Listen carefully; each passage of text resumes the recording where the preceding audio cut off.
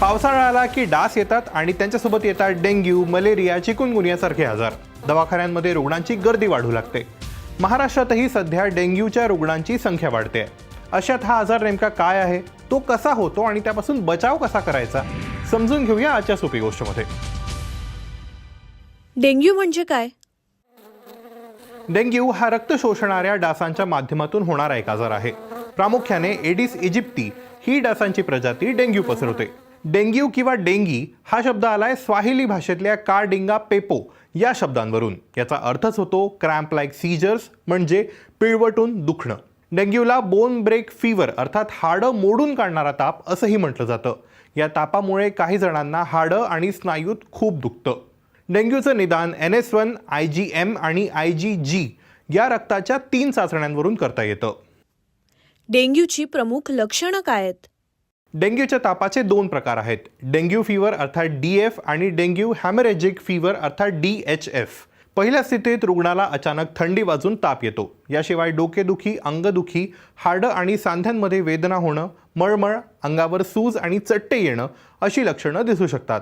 जागतिक आरोग्य संघटनेच्या माहितीनुसार डासाने चावा घेतल्यानंतर 4 ते 10 दिवसात लक्षणं दिसू लागतात आणि 2 ते 7 दिवसांपर्यंत ती लक्षणं कायम असतात.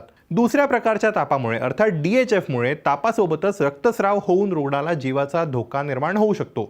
सुरुवातीला ताप आणि अंगदुखी होतेच, त्याशिवाय शरीरावर पुरळ, नाकातून किंवा हिरड्यांमधून रक्तस्राव, मळमळ, उलटी आणि लघवीतून रक्त बाहेर पडणं, सतत तहान लागणं आणि अशक्तपणा अशी लक्षणं सुद्धा दिसू शकतात.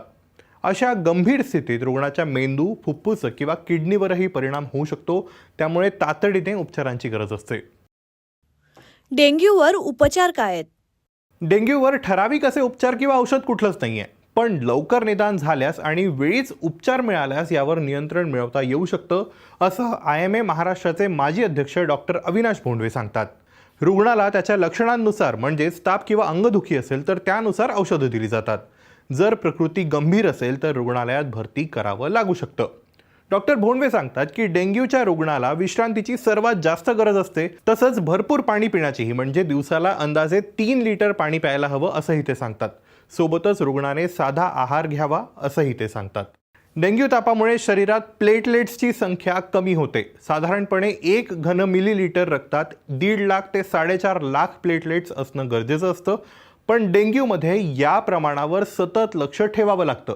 जर प्लेटलेट्सचं प्रमाण 10,000च्या खाली गेलं तर रुग्णाला बाहेरून प्लेटलेट्स द्यावे लागतात, असंही डॉक्टर भोंडवे सांगतात. साधारणपणे डेंग्यूचा रुग्ण 3 ते 8 दिवसात बरा होतो. डेंग्यू होऊ नये म्हणून काय करावं? डेंग्यू पसरवणाऱ्या अळ्या किंवा एडिस इजिप्ती या प्रजातीचे डास साचलेल्या स्वच्छ पाण्यात तयार होतात. त्यामुळे घरात AC, फ्रीज खाली साचलेलं पाणी, फुलदाण्या, कूलर, कुंड्या, बादल्या, जुने टायर्स यांच्याकडे विशेष लक्ष ठेवा. तिथे खूप दिवस जर पाणी जमा होत असेल तर त्याची काळजी घ्या. घरात आणि आजूबाजूला स्वच्छता पाळणं ही सर्वात महत्त्वाचं आहे. डेंग्यूचे डास सामान्यतः दिवसाच चावतात, त्यामुळे तुमच्या आजूबाजूला पाणी साचलेल्या ठिकाणी जाणं टाळावं. घरांच्या खिडक्यांना जाळी लावा, शक्यतोवर दारं खिडक्या बंद ठेवा आणि खूप डास झाले असतील तर त्यांची विल्हेवाट लावायच्या उपाययोजना करा, हेही आवश्यक आहे. डॉक्टर भोंडवे सांगतात की डेंग्यूच्या विषाणूचे 1, 2, 3, 4 असे 4 प्रकार आहेत. त्यामुळे तुम्हाला एकदा डेंग्यू होऊन गेला असेल तरीही तो पुन्हा होऊ शकतो. WHOच्या आकडेवारीनुसार दरवर्षी सुमारे 39 कोटी लोकांना डेंग्यूची लागण होत असावी असा एक अंदाज आहे. जगभरात डेंग्यूमुळे दरवर्षी 25,000 रुग्णांचा मृत्यू होतो आणि यापैकी 70% रुग्ण हे आशियातलेच असतात. हे प्रमाण मलेरियामुळे होणाऱ्या मृत्यूंपेक्षा कमी असलं तरीही हे आजारपणाचं एक मोठं कारण आहे, एक मोठी समस्या आहे, असं जागतिक डास कार्यक्रमाचे प्राध्यापक कॅमेरॉन सिमन्स सांगतात. त्यामुळे तुम्ही सुद्धा काळजी घ्या. हा व्हिडिओ जरूर शेअर करा, जेणेकरून इतरांनाही माहिती मिळेल. आणि अशाच माहितीपूर्ण गोष्टी पहा BBC Marathi.com वर.